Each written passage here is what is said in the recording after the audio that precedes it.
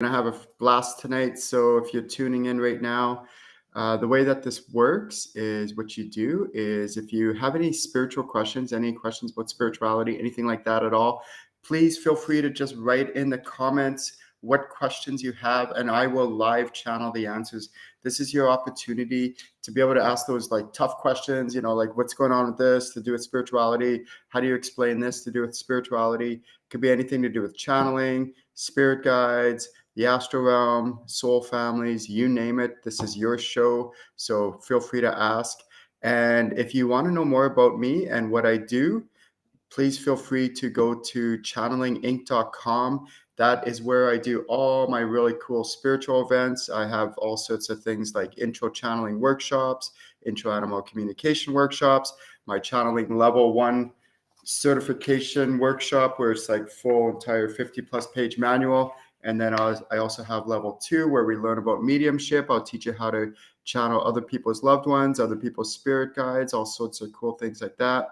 And then channeling level 3 where I teach you how to channel like medical mediumship and ancestral readings, past life readings. I teach you how to do all sorts of cool, fun things with sprites, fairies, dragons, angels, crystal divas, psychometry, you name it, all sorts of wild, amazing things. And then I have my level 4, which is animal communication certification program. And I also do a bunch of training on how to do healing when you use channeling, how to do this. So this is called the Ask Ken Show, and you're more than welcome to ask your questions. Just type in the questions. Oh, and I also do Ascension group healing. That's every second Wednesday of the month. And that's where I heal whole entire groups at a time. That is phenomenal. That's also on my website. You can find that there for the upcoming Ascension group healing. I love it. I love the name too, because that's what I'm all about. I'm all about teaching people how to ascend, how to grow, how to evolve as a soul, as a spirit, and help them to maximize the most that they can do in this lifetime. And that's by using channeling and many other methods that I teach my students how to do. So yeah, I'm going to start off with the first question, which is, what is the difference between your soul, your higher self, and what is their purpose? So a lot of people, what they do is they're trying to get in tune with their their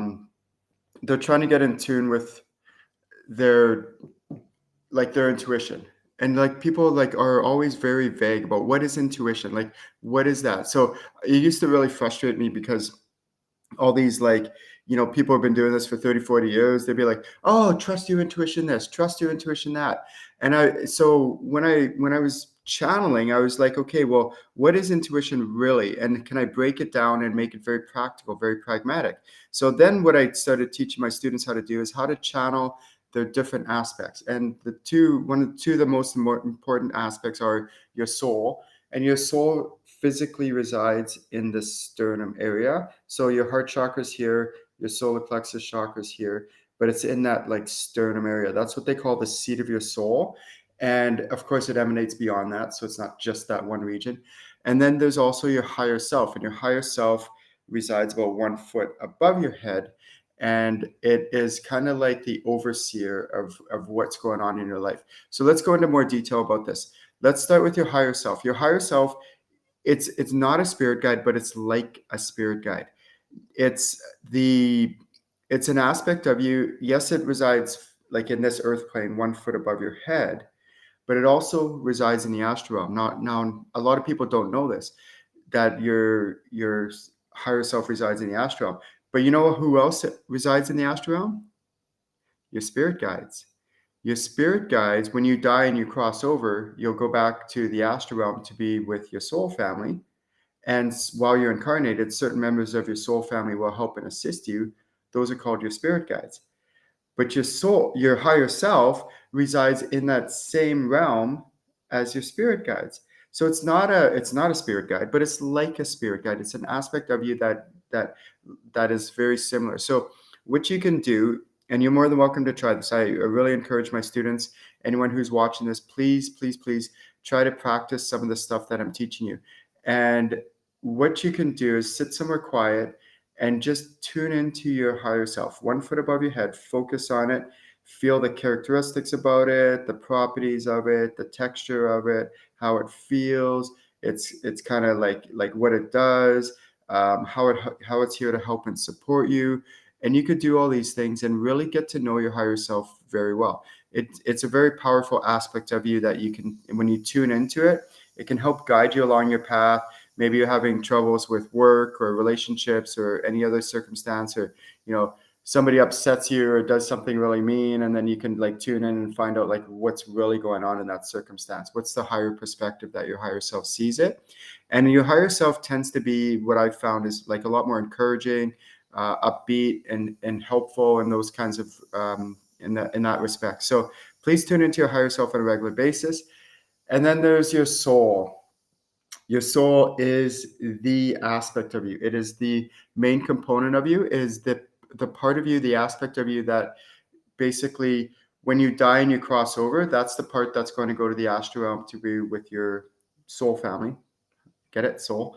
So there's a whole bunch of souls up there. They're your soul family, and you will join them. And then when you choose to incarnate again, then your soul will return to Earth, and you will reincarnate in as a new baby, probably somewhere different in the world, stuff like that.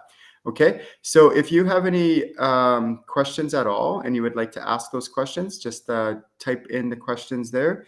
And one of the most powerful things about your soul and your higher self is when you really truly get to know them very well, they can be very useful, because then what you do is, like, as you're going along and living your life, you find out what's your soul's purposes. And I say purposes because there's actually many, many purposes, not just one, but there's actually a whole bunch of reasons why your soul chose to incarnate. So when you get to know your soul on a really, really deep level, you can figure this out. And then also know that during different seasons of your life, the purposes of your soul can shift slightly. It may not shift dramatically, but just shift slightly. So, for example, if you have young children at that season of your life, part of one of the many soul's purposes might be to raise your children and give them lots of love and unconditional love, and playtime with them and fun time, and all that is just raise really super awesome, amazing, healthy children. And that's your soul's purpose for that season. But then let's say, for example, you're older and your children have grown up, they've left, you're an empty nester, and now your season that's your soul's purpose might it's not that it might shift, it's that a new purpose or new purposes might come online, and now you're entering this new phase of your life where your children have left the house, and so you could focus on different things in your life, like maybe starting a business, doing some spiritual work with people, collaborating, all sorts of different things. Maybe it's join a knitting club. It could be anything like that. And believe it or not, sometimes your soul's purpose is just to have fun, like, and play. Maybe it's to travel and see the world. It's like there's lots of purposes that people think, and it's not always about work, work, work, work, work. Although that could be one of the purposes of your soul for this lifetime. Then what you can do is work very closely with your higher self, and have your higher self kind of guide you through and navigating through what your purposes are and how to accomplish these and how to go through and do all these things, which is really cool. So then there's another technique that I've developed, which is what I call conversations with soul. And what you can do, and this is a really powerful exercise that I take my students through, which is you tune into your soul and you find out what's going on with your soul. Like, what's going on? Like, your soul has lived many lifetimes. Maybe it's had a tough lifetime this lifetime. Maybe it's going through some struggles. And have your soul tell your higher self what's going on with it. And then have your higher self answer from that higher perspective. Any encouraging messages, how it sees what's going on with your soul, how it can help and support your soul from this higher perspective. And then have your soul tell your higher self what else is going on with it. Any kind of struggles, any woes, any other things that are going on with it. And then have your higher self answer it from this higher perspective. And then just keep going back and forth and back and forth. And this is what I call conversations with soul. It's a really powerful technique that you can do whenever you're like, have you ever felt like that, that aching in your soul, that aching, like you just feel like that, oh, it's like just almost like hurting. Well, first of all, do some healing on that is what I recommend. If you have any healing modalities of yourself, then try doing self-healing for sure. Please do. And I do constantly. And then also to what I really am a strong proponent of is going out and reaching out to other healers. And I do this on a regular weekly, monthly basis. I reach out to other healers. I go for regular healing sessions. And one of the things you can do is all sorts of like super cool, like soul healing. There's soul retrieval. There's removing the burdens of the soul. All that can be done. But in the meantime, what you can do is you can actually, one of the forms of healing is having your soul communicate with your higher self and then having your higher self answer and just keep going back and forth and back and forth. It's a really cool, powerful method on how to do healing with your soul. So the next question is, will you always incarnate with members of your soul family? Great question.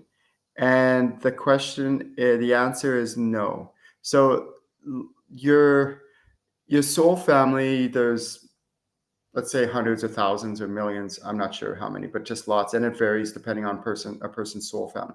So you have lots and lots and lots of members of your soul family. And what happens is that when you die and you go back to the astral realm, you'll be with your soul family. But while you're incarnated, certain members of your soul family will help and assist you. Again, like I said, those are your spirit guides. But what happens is, before you incarnate, you kind of have you develop what I call like a rough blueprint of what you want to accomplish in this lifetime, how your soul wants to grow and evolve and all that. And also what happens is you have kind of like, again, the rough agreements with certain members of your soul family, where certain members of your soul family might choose to incarnate with you. And they could incarnate like as friends or family members, parents, grandparents, aunts, uncles, you name it, any kind of variation of that, teachers, coaches, colleagues, associates, people over your lifetime. And then what happens is you might meet up by chance, but as my dad, my deceased father, would say to me, he's the one who taught me how to channel so I could teach others how to channel. As he would say to me, he's like, Ken, nothing in this world happens by accident. So those times you meet someone by chance, probably it's not by chance. And then what can happen is you can meet certain members of your soul family, but just because you meet someone of your soul family doesn't mean you're going to have, roses and everything's going to be fine and perfect, amazing relationship. You might, but you might not. So it might take some work on your end. You might have to do some healing on your end. You might have to do some work on, like there's also what's called Akashic records, where you might have to clear and heal some past life stuff, or maybe this lifetime stuff where you've made some vows or contracts, deals, agreements, and it can get kind of complicated and sophisticated with all that stuff. And if you ever meet somebody, let's say, for example, you meet somebody of the opposite sex or somebody that you're interested in intimately, and you have this attraction to them, and you tune in and you realize, oh, they're a member of my soul family. Well, there's what I learned kind of the hard way is that there's two types of souls that you can meet. One is, well, three kinds. One is just kind of like any kind of person soul, and they're great. They're awesome. I love connecting with them. I meet with them all the time, and I develop relationships with them, and it's so cool in so many ways. And then but let's say, for example, you meet with somebody who's like you're attracted to physically, and you want to have an intimate relationship. Well, there's two different categories. There's kindred souls, and then there's potential soulmates.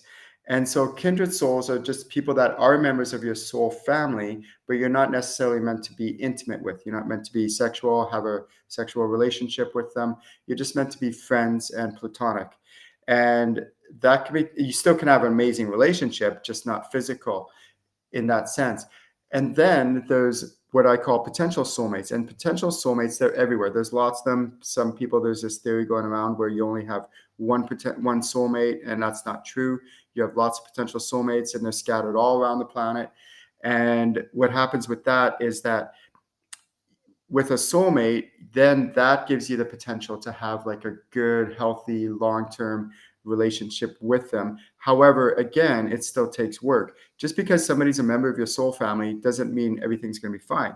Now, remember, because the reason is because there's lots of factors that go into this. Like, for example, that person may have had many tough past lifetimes.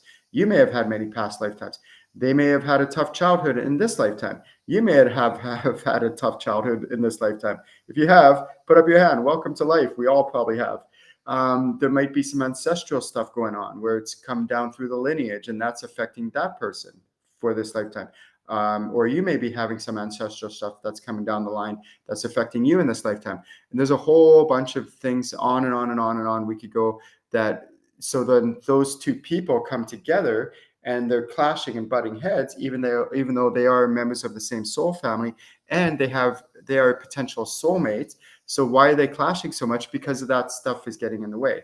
And so that's where healing comes in and clearing comes in. You clear that stuff, you heal that stuff, so that this person can be healthier, this person does their healing and clearing, and then those two people can come together as two healthy individuals, whole individuals, and complement their relationship and have an awesome, amazing, healthy relationship. And again, doesn't mean they won't have their differences, but at least they could be amicable about it and adults about it, mature about it, and work things through.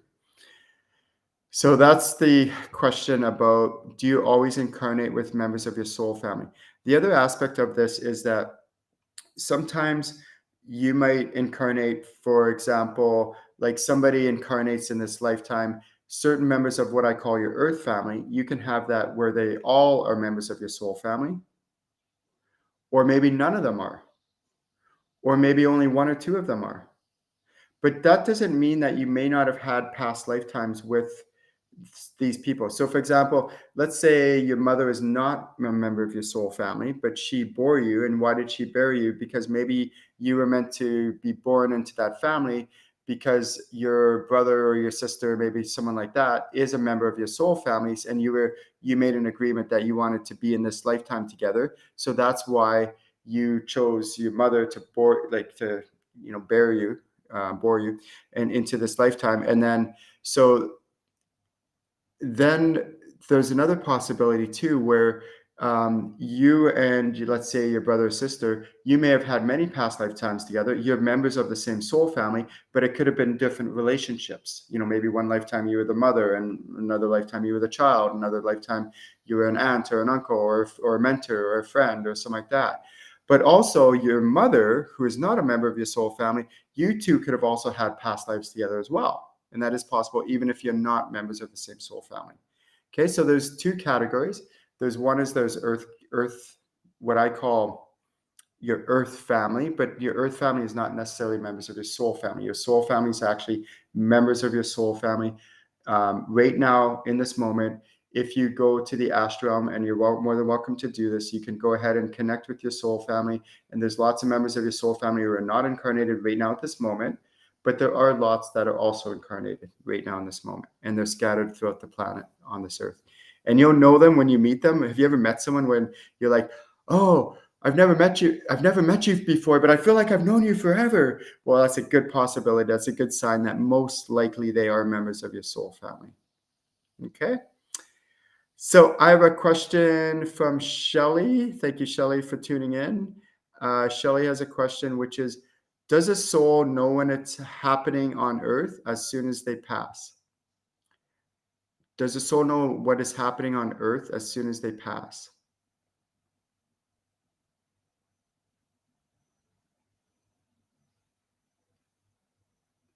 Okay, so let me clarify this question. My understanding of this question is, so let's say you have, just going to make up a scenario here. Let's say grandpa. So grandpa's there. He's on his deathbed, and then he dies. He stops, takes his last breath. His soul leaves his body. He goes up to the astral realm. And the question I believe Shelley is asking is, does he immediately know what's going on, like on the earth? Does he know, let's say at that moment when let's say he was in the hospital and he flatlines, so It's like beep. And then his family comes rushing in, the doctors come rush in. Does he know in that moment what's going on? The answer is most likely yes. And the reason I'm actually channeling this, they do oftentimes go into what's called a containment area. So it's a little bit murky and complicated. I'm going to try to explain this the best I can. And people who've had near-death experiences have had this happen where they can see the doctors operating on them in the operating room, and they could see what they're doing and all that at that moment when they have that near-death experience. And then, a few minutes or whatever later, they come back, and then they come back alive, and then they recall all the stuff that was happening on this earth, or in that operating room, while they were being operated on. So something very similar can happen with a soul who's crossing over, is as they're crossing over during that transition period between being on earth and then in the astral, they can actually observe what's going on. However, then from there, they'll go to the astral to be with their soul family, and they'll be kind of put in a like, I call it a containment area is what I call it. And that's where they do things like their life review. They go process what's gone on in their lifetime. They decompress. They have to kind of, like, incarnating on earth can be hard and can take its toll. So there's that period, and that period can vary. So don't think it's like a certain period. My experience has been it's from a few weeks to a few months. I haven't, when I checked in other scenarios, because I've been doing this a long time, so I check it every time. And my experience has been it's between a few weeks and a few months. And then after that then what happens is they will be released to the public in the astral for the other soul family members. So I hope that answers your question, Shelley. If it's not, if you had a different question around that, just please feel free to ask. So really good questions, kind of sophisticated. And one thing I found with spirituality is a lot of people in the spiritual community, they want to think like it's always like this or it's never like that. So they go to kind of like extremes, like all black and white.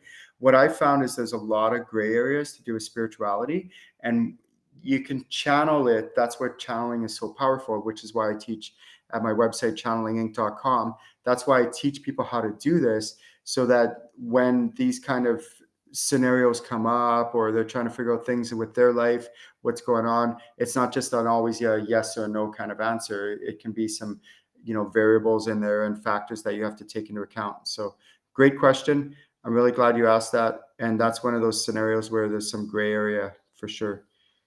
Okay. The next question is, have you reincarnated with members of your earth family who are not members of your soul family? And I just answered that question in the last part. So the answer is yes. So you can incarnate many, many times with people who are not members of your soul family. And you can also reincarnate many times with members who are members of your soul family. And there's a theory going around right now where people are talking about, okay, so, we're all one. So we've been, and so let me clarify this is, if you ask a non-spiritual person, they'll go, no, I'm my own individual. That person's their own individual. We're totally separate. There's no connection. There's there's just two separate individuals. So that's one extreme. The other extreme is that people are like, oh, we're all one, so it doesn't matter, we're all just one. And I'm like, oh, okay, so the question is, can both be true? Let's say you take a coin, you have that coin, and there's heads on one side, and if you show someone, you go, look, it's heads. You're like, oh, okay, well, heads, yeah, so that's what it is. Look, see? So they're looking at one side of the coin going, it's heads, so they believe it's heads and heads only. And then another person looks at that coin and they go, look, it's tails and just tails only. Okay, sure, right? But can it also be true that maybe it can be both heads and tails? So what I'm getting at is, can it also be true that a person could be their own individual sovereign soul, sovereign person, and yet we're all connected? And there's that one beautiful scene that I saw in the Avatar movie where they're all gathering around that tree there, and they all connect to the tree, and they're kind of like praying and all that, and they all connect. And that's where, I'm getting goosebumps talking about it. That's where they're like all connected and one. But yet, if you watch that Avatar movie, each avatar, each person is their own individual person, yet they're all connected, and both can be true. So the same thing with this, where like the theory going around is like, oh well, you're all people and all this and all that. And I'm like, nah, not quite. Again, it sounds like reasonable in theory if you believe in the everyone is one kind of theory, but again, some people in the spiritual community take things to extremes. So is it possible that you can, yes, you are connected to everyone and everyone is connected to you, but yet your own sovereign person and your own sovereign soul? And the answer is yes to both. Okay, so your family members can incarnate with you many times, but that doesn't necessarily mean they're members of your soul family. And what I'm trying to do in this lifetime is I'm trying to evolve as much as possible as a soul, so that in the next lifetime, I'm hoping that as much as possible, this will carry forward into the next lifetime. Most likely, I will be reincarnating. Most likely, if you're watching this today, you will be reincarnating. How many of us in past lifetimes have been like, I'm never coming back, I'm never reincarnating again? Well, don't kid yourself. Most likely, yet you're here. So most likely, you said that in past lifetimes, yet you're here today in this lifetime. Most likely, you will be coming back. So the reason I say that is so you can encourage and embrace this lifetime and try to make the most out of this lifetime to try to grow and evolve the most, which is what I'm doing and which is why I'm here. Um, so, and have fun with this life. Like really, like keep it light, keep it fun. Don't take it so serious. It's not meant to be serious. It's meant to be light and fun. Now, I want to talk a little bit about one of my clients asked me, she asked me the question about, people find that I take like that I'm really annoying to be around, and I took it really personal. And what do I do about this? I feel like, defeated and really upset by this. And so it's a valid question. Now, I'm going to say a bunch of things, so please just hear all this as I'm saying it. And it might be some things you don't want to hear, but the bottom line is, if you're pissing off lots of people, the healing needs to begin within. And I used to be there. I used to trigger people all the time. I used to piss them off, upset them. And then I would ask myself, okay, what do I need to do? So first of all, take 100% responsibility. Now, don't get me wrong.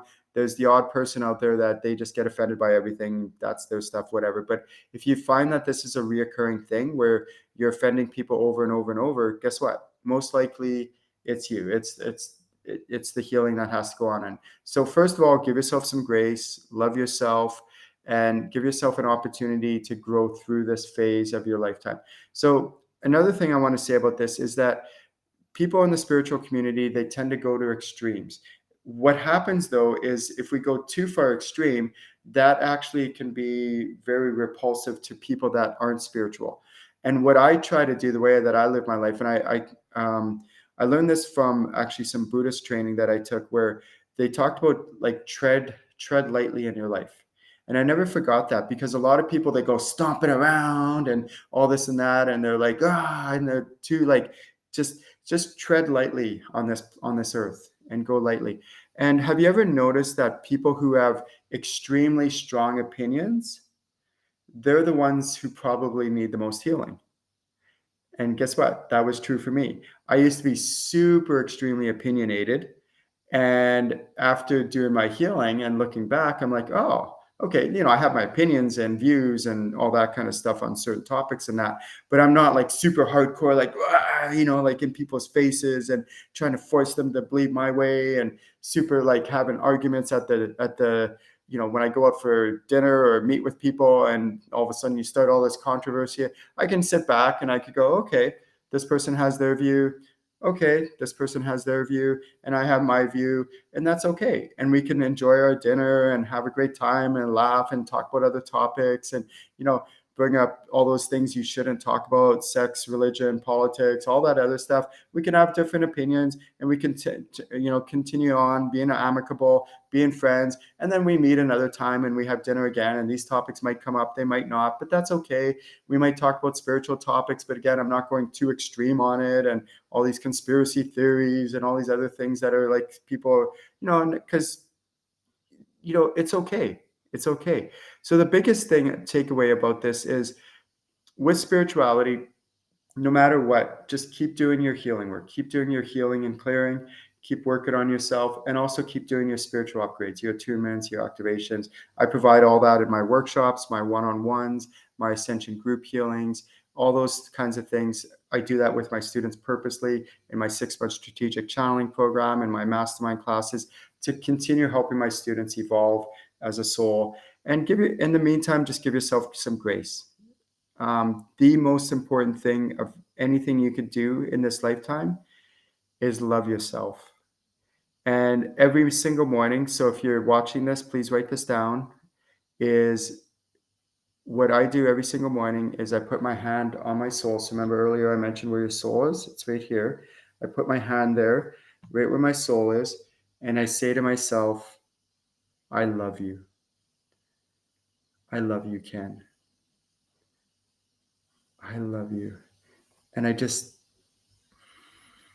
love on my soul, love on myself, just and me and this other colleague of mine, we have this running joke where anytime something would bother her, I would joke because she knows about self-love and all that, and she practices it quite regularly. So I would say to her, if something's bothering her, I'd say, so how much do you love yourself? And she's like, dang it. And then sometimes when things are bothering me and I'd bring it up and she goes, so Ken, how much do you love yourself? And I'm like, dang it. Because there was this one time back in the early 2000s where there was this one guy, and I was pretty unhealthy back then. I used to piss a lot of people off, and I was making fun of him and, poking at him in a really mean way. And then he was like, I said something really mean to him one time, and this guy's like super enlightened, but he looked at me, and what he did is he said to me, he said, Ken, if I didn't love myself as much as I do, if I didn't love myself as much as I do, that might actually hurt. And I looked at him like I didn't even know what to say. Like, how do you answer that, right? Like, what do you say to someone like that? But I never forgot his words, because anytime someone would say something that would bother me or do something that would bother me, I would say, okay, wait a second, Ken, how much do I love myself? Because if I loved myself so enormously, so much, it wouldn't matter if someone said something mean to me. It wouldn't matter if someone did something that bothers me or offends me. And so the real most important thing is just try to spend a little bit of time every single day, loving on yourself, telling yourself I love you, and then go for those regular healing and clearing sessions. Go, find a healer who can help you, and maybe you have to go more than once, or maybe you have to go to multiple healers. And like every time I go to a healer, for me, that's investing in my future. I know it's worthwhile. And I do this on a regular basis. Like, I really encourage you, if you're watching this, to do this, because over 5, 10, 20 years, you'll see how, doing regular healing accumulates and makes amazing progress in your life. So great question. I'm so glad. And I feel for her. I feel for any of you watching that are struggling with this. But just keep plugging away at your healing and clearing, and you'll find you'll become, and again, don't go too extreme. Like, watch that. If you go to extremes, ask yourself, why do I need to be so extreme on this? Why do I need to be so extreme with, drugs or alcohol or opinions or whatever else it might be? So those are all really good questions. So the next question that I have is, can Reiki improve your channeling? So first of all, what is Reiki? Reiki is energy healing. It's one of the many, there's hundreds, if not more, methods of energy healing methods. So Reiki is one of them. And the answer is yes. So the answer is yes. Can Reiki help with your channeling? And here's why. So a couple things is that when you are properly trained by a professional Reiki master who knows what they're doing, and they know how to channel, and they could check what's going on, what you're going to do is you're going to receive Reiki attunements. And what a Reiki attunement is there's symbols that are put in you, and those symbols help with many different things. There's a million gazillion different kind of symbols out there, but there's specific Reiki symbols. And what they do, though, is when you get attuned to a certain energy, is it actually helps to expand your channels and actually expand it, so that when you do channel your spirit guides, you can actually connect stronger with them. You can channel higher with them. Whenever you want to connect with other people's spirit guides, same thing, and other people's loved ones, past life readings, soul readings, ancestral readings, all that kind of stuff. You can do it at much higher levels. So I do recommend, like, Reiki is a really important and powerful modality, because what it allows you to do is it allows you to learn how to work and maneuver and manipulate energy and work with energy. And so that can be very helpful and very useful. And also, too, what happens is a really neat thing is every time you channel your spirit guides, you're actually like flushing out your system. So I think of it like an oil flush. What an oil flush is the mechanics, what they'll do, or wherever you go to get oil change, but it's not an oil change, it's an oil flush.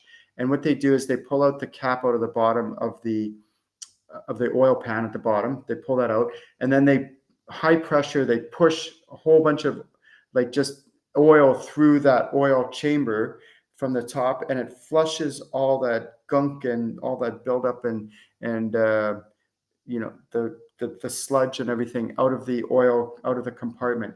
And then what they do is, once they do that for a while, then they put the cap back on the oil pan, and then they put new fresh oil in, and the chamber is nice and cleaned out. So what happens is every time you channel your spirit guides or any kind of, like, people's loved ones, or you do channeling sessions, or maybe you just channel for yourself, it's actually flushing you out, just flushing out that compartment, your container, your body, and more than just your physical body, your non-spiritual aspects as well. So it's really, really, really healthy to channel on a regular basis, and it's part of your spiritual maintenance, your spiritual cleansing, your spiritual health. So I do recommend trying to channel on a regular basis. Okay. The next question is, what is a new soul and an old soul? So first of all, what is a new soul and an old soul? First of all souls were created at the same time. So there's really technically no such thing as an old soul and a new soul. Some people, what they think is that they think that, so what an old soul is somebody who's, or when people talk about an old soul, oh, I'm such an old soul, whatever, what they're talking about is they're an old soul in relation to this planet. And what they mean by this is that they've incarnated many times on this planet, and they've been around, hundreds, if not thousands of years. They've incarnated hundreds, if not thousands of times on this planet. So that's what people mean when they say they're an old soul, or someone says you're an old soul. So that's just relation to this planet, though. And what a new soul is somebody who's incarnated on this planet, but not that often, maybe less than 6 times or less than 5 times or whatever it might be, but relatively few, and compared to an old soul who's incarnated on this planet many times. However, what I've noticed happens sometimes, that happens in the spiritual community, people almost go around like wearing this old soul, new soul, like as a badge of honor, like, oh, I'm an old soul, and they act like they're almost better than other people who are not old souls.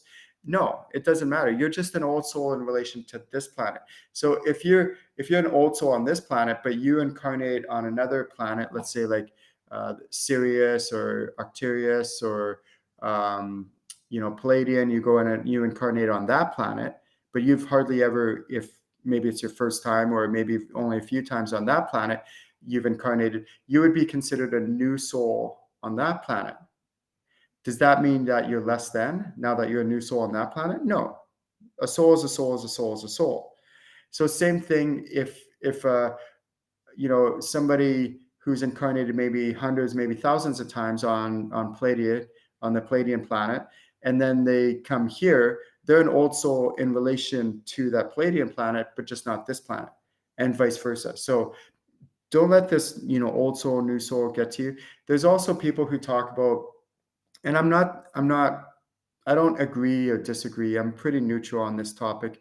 Where they talk about, star children and, indigo children and all that. The only thing that I'm kind of cautioning people about on this is that there's a lot of separation right now in the spiritual community that's going on. So people are like, trying to put themselves in different classes and different categories and say, oh, we're this, so we're better, and we're that, so we're better, or we're this, so we're that better. And it's like, no. Stop this. Enough. That's not what spirituality is about. Like, this is the old school dogma that religions and other beliefs and other cultures they would put themselves in. And then that's the old school way of doing things. That's the way that our parents, grandparents, great grandparents, that's the way they did things. They classified themselves and categorized. But then what happens is it actually creates more separation. And that's the last thing we want as a society. We don't want more separation. We want less. We want to know that we're all we're souls. Yes, we have our differences. Yes, we have different personalities, characteristics, attributes, things like that. But a soul is a soul is a soul is a soul.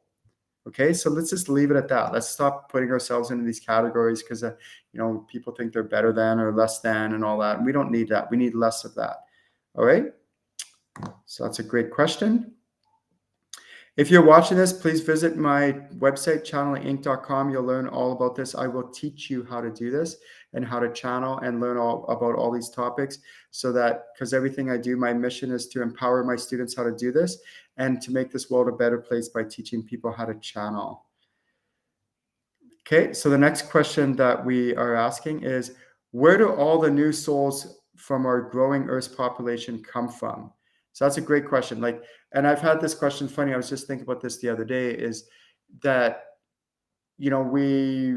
since I was born, the population has doubled. It has gone from 4 billion people to 8 billion people in just like half a lifetime. In just a half a century, whatever it is, not even. And it's just crazy, mind blowing. So how did we go from 4 billion souls to 8 billion souls? Where do these souls come from? Well, who's to say there's a limit? Who's to say there's a limit? How do we know, why are we thinking that there's only 8 billion souls? There's way more than 8 billion souls in the universe, and they're incarnated on planets all over the universe.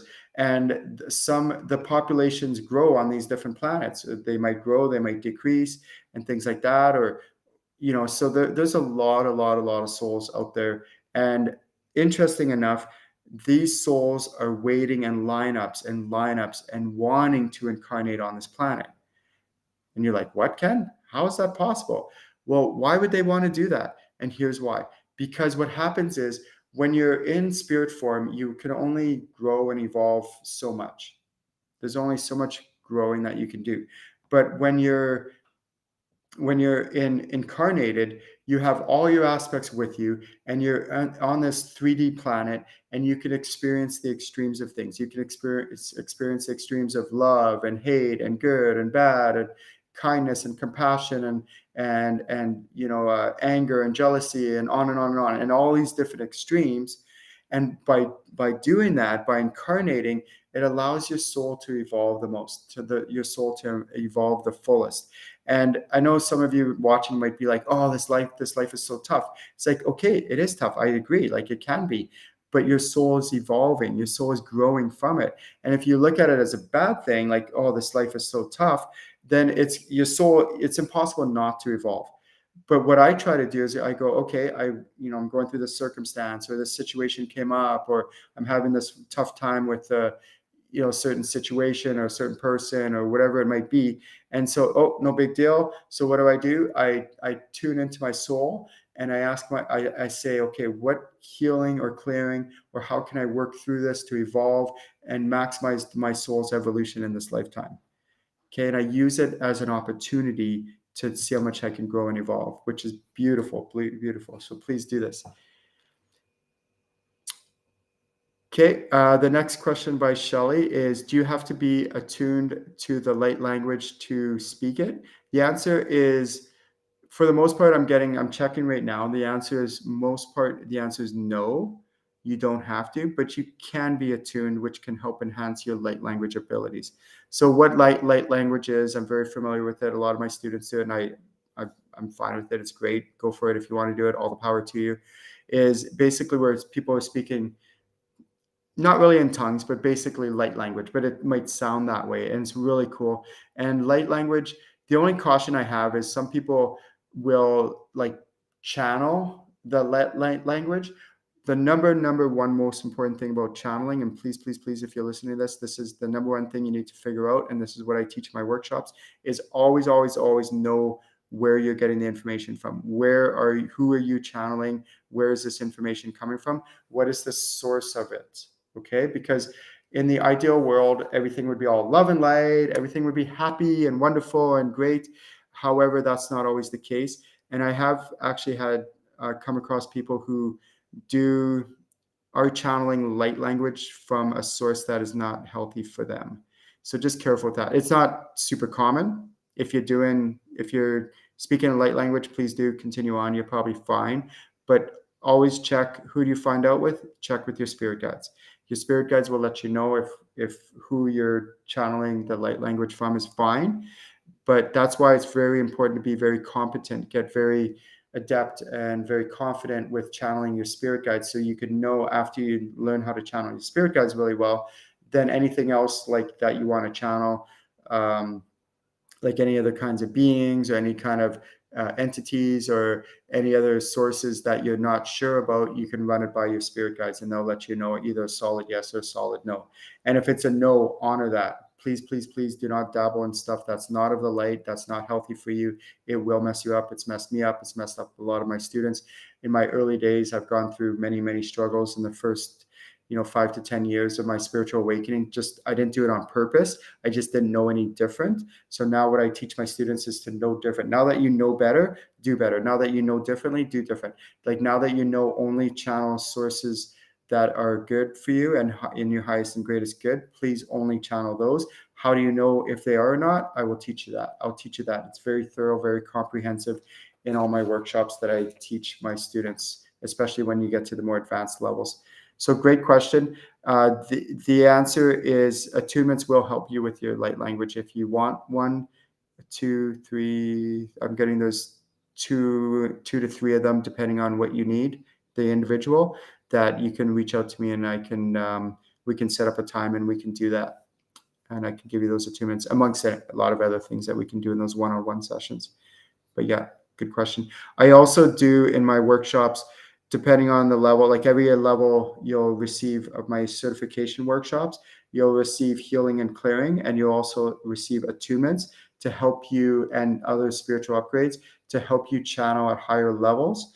So for example, like the level 3 channeling workshop, you will receive an angel attunement where it'll help you really, really enhance your channeling abilities with angels, for example.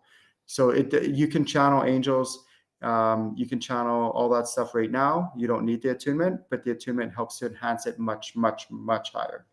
And so that's why I do that. And I could go on and on and on. There's a gazillion different attunements that I give my students. And I also do that during the Ascension group healing. It's not just healing, and it is.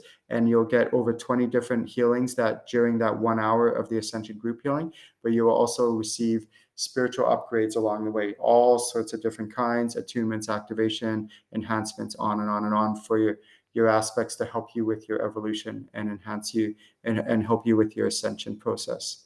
So great question. Thank you, Shelley. Okay, next question is, what is the difference between a haunting, residual energy, spirits, and entities? Okay, so if you've made it this far in the Ask Ken show, you're probably ready to hear this question. It's a pretty tough question. Not a lot of people want to hear this, or they think they have very strong opinions on this, but just hear me out when I talk about these topics. So what is a haunting? What is residual energy? And what is spirits or entities? Okay, so now what we're talking about is, you might watch those like haunted shows, or those kind of shows where they go in haunted houses and all that. So there's 3 different realms, and the 3 different realms are, there's the astral realm, which is where you go when you die. That's where your soul family resides. That's where majority of souls reside. There is the animal spirit realm, which is where animals go when they die and they cross over. So you'll learn about that in the animal communication workshops that I teach. And you'll learn that very thoroughly, everything you can possibly know about the animal spirit realm. And then you will also, there's what's called the in-between realm. And so the in-between realm, ideally in the ideal world, there would be no such thing as lost souls. So sometimes for whatever reason, when somebody dies, they don't fully cross over to the the astral realm. They end up in the in-between realm is what I call it. Some people call it purgatory. Some people call it hell. Some people call it all these different things. I call it the in-between realm just because those other terms tend to have a really strong negative connotation. And basically, it's these lost souls are stuck in this in-between realm. And so when you watch those haunted house kind of TV shows and stuff like that, where they go in and there's these things that are like spooking people or knocking things off the shelf or whatever. Most of the time, it's a lost soul that's stuck in this in between realm. So, what they do in these TV shows is they identify and they go, "Oh, who's here? If you're here, give me a sign. If you know, knock once if it's this, or knock twice if it's that. Things like that." And that's great. That's fine. But they're doing only one step of this. So what happens is so I teach my students, there's basically in the astral realm, there's 5 different kinds of souls that you could come across. There's random souls, there's ascended master souls, there's members of your soul family, there is your spirit guides, and then like just all sorts of different kinds of souls in the astral realm. So those are the different kinds of souls, and then there's another category totally separate, which are lost souls. And the lost souls are completely different. The souls in the astral realm, for the most part, are healthy. They're fine to channel. They're not going to hurt you. They might have different personalities and characteristics, be silly and funny in different ways, but they're harmless. They're fine. Channel them if you want. No big deal. It's all fine. It's all safe. But the souls in the in-between realm, the lost souls, those ones could be very, very detrimental. Now, there's a whole spectrum and range of different kinds of lost souls. Some are benign, some are harmless, and some could be super detrimental. Some could be super violent and aggressive. And those, for the most part, are the ones that you see on those haunted house kind of shows. Most of them, however, are somewhere in that in-between range. Okay. And some really are like lost. Like I've come across a child lost soul, and he's just like, "Oh, I thought this was my mommy. I didn't know. I look like my mommy. I'm just looking for my mommy." And I'm like, "No, your mommy's on the other side in the astral realm. Let me help you go find her." And I crossed that boy over. So, and that's the most important thing that I want to emphasize is that just because you identify a lost soul, so first of all, you shouldn't be channeling them ever. Like it's very dangerous. They can be very detrimental to you. And what I do recommend is that if you identify a lost soul, first thing you do is you cross it over. So what can happen though is in some cases, you can have a lost soul who is attached to a property. You can have a lost soul who is attached to a person. You can have a lost soul that is just kind of wandering in the vicinity. Or you can have another category, 4th category, what I call a visiting lost soul. And those ones can be very elusive. They can be like they basically the reason I call them a visiting lost soul is because they're not there all the time, but what they can do is they can like leave, and then they could come in, muck things up, and then you scan and you check, you're like, "Oh, there's no one here." Why? Because they might leave, and then you're like, "Looks fine, looks clear. You're clear. The house is clear. Everything's clear." And then you're like, "Okay, go along, continue on your business." And then they come back and they muck things up. So those ones can be a lot more elusive. They're a little bit tricky at times. And so what I've learned to do is I've learned to scan not just the person, not just their home, but also the vicinity around them. And it's not just homes that could be so-called haunted. It could be anything. It could be a workplace, a commercial zone, a residential zone, an industrial zone, on and on and on. So there's lots of different, it could be a farmhouse, like it doesn't have to be necessarily like an actual house, for example. It could be anything that could be potentially like haunted. And it's just basically what's a haunting. It's a lost soul for the most part. So then an important thing too is that I've had to kind of learn the hard way is that work with your spirit guides whenever channeling anything outside of you, especially lost souls. And so what you don't want to do is, let's say there's a lost soul here. You don't want to go barging in because they can actually affect you in a very detrimental way. So what you want to do is you actually want to help that lost soul cross them over from a distance. Now, sometimes what will happen is lost souls can become very sticky, like they're almost like clingy. They can cling to a property, they can cling to a person, they can cling to like an object, something physical, whatever it might be. And so why? Because they have an attachment to that. They have an attachment to the property, maybe maybe was somewhere that they really like to go, or maybe it was their home, maybe it's an object, but that object, even if it's moved, they can follow that object around to different places. So sometimes, like it's happened where, gone into an antique store and you're like, oh, that looks so cool. And you take that object and you bring it home with you. Next thing you know, you have a lost soul that's bothering you. You're like, what is it? Ever since I brought this object home, and then there's curses, hexes. I won't go into that, but that's a different topic. But let's just stick on the lost soul topic. So then next thing you know, you have a haunted house, and it's not, like it's because you brought that. And I'm not saying that's the case. It's very rare that could happen, and that it has happened, but that can happen and it has happened. So there's been times when I'm doing property clearing and clearing people's properties where I'm like, oh man, you have what kind of objects are in this house? Because are you bringing stuff in there you shouldn't be? And I have to clear those objects. So what can happen is, the question is, what is the difference between a haunting, residual energy, and spirits and entities? Is that a haunting is lost souls for the most part. Now there's beings, and again, some beings, ideally all beings would be of the light, but there are some that are not. And so I have developed a technique called the expulsion command.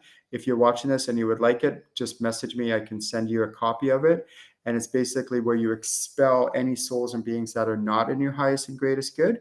And then what you do is, so let's say, for example, this is you, okay? And you have a soul or a being that is attached to you. So before you can cross it over, you need to detach it. And that's where the expulsion command comes in. You expel it from you. And then now it's loose, it's free, it's detached from you. And now you can go ahead and cross it over. But sometimes what happens is so that's a two-step process in this case. Now, it's not the case for all the time. Sometimes it can be attached to a property, but sometimes it's not. Sometimes it can be attached to an object, but sometimes it's not. So you only do it when you need to. If it's attached to a person, an object, or a property, you detach it first, and then you cross that lost soul over. So the next question is let's say, for example, there's a person here who they have a soul or a being that is attached to them. So then you detach it, you cross that lost soul over. But then oftentimes what happens is this person is still like kind of mucked up from that attachment, that soul attachment that affected them. So that's what I call residual. There's like kind of like, residual contaminants or energies and stuff like that that need to be healed or cleared. Or maybe they've compromised some of their non-physical spiritual systems or aspects. And so sometimes those need to be healed and cleared first, and then do the clearing of the systems, double check and make sure all the connections are in place and they're fine. Check to see if there's any spiritual upgrades. Most of the time when people, now in the ideal world, like some people like, if you just never think of this stuff, everything will be fine. You'll never have this stuff happen to you. Sounds good in theory. That's not the case that I've found, but there are ways that you can get to this point, and you can. So my experience has been that people that are most susceptible to soul attachments or attacks, spiritual attacks, things like that, are people who have their systems compromised. Like your auric field, for example, is the number one most important thing that affects, spiritual attacks and stuff like that. If that is compromised or has holes in it or tears in your auric field, you're a lot more susceptible, because you're an easy target. They can just slip in and poof, there you go. They're latched on to you. So what I do recommend is that your aspects, like your chakras, which are connected to your auric field, and your auric field itself, make sure that those two aspects for sure you're doing regular maintenance, regular health on that. That can be done through a healer, and also you can do it yourself if you have any training on how to do energy healing on yourself. So please try to do that. Also, I noticed that a lot of people's auric fields are very collapsed. So make sure it's nice and big, nice and expanded. And then as you're going along your life and your spiritual journey, and you're ascending and you're doing your work, you're doing your healing and you're clearing, and you're doing your attunements, your enhancements, your spiritual upgrades, then what I've noticed happen, and it's happened with me, where very rarely do things that are not of the light affect me anymore. They used to a lot. Yes, I'm raising my vibration a lot. They still do happen. There might be, a few times a year where I have to, like, outside of my sessions, my one-on-one sessions or my channeling workshops, where I have to do the expulsion command. But there's very few times when I have to do it for those other reasons. Most of the time I'm fine. Why? Because I've done a lot of my healing and clearing. I've done a lot of my spiritual upgrades, and it's very difficult for any of these souls or beings to get into my field and affect me in a detrimental way. Okay, so keep working at what you're doing, and keep doing this healing and clearing, and you will notice that it subsides a lot, these attacks and these any of these things that are affecting you that are not of the light.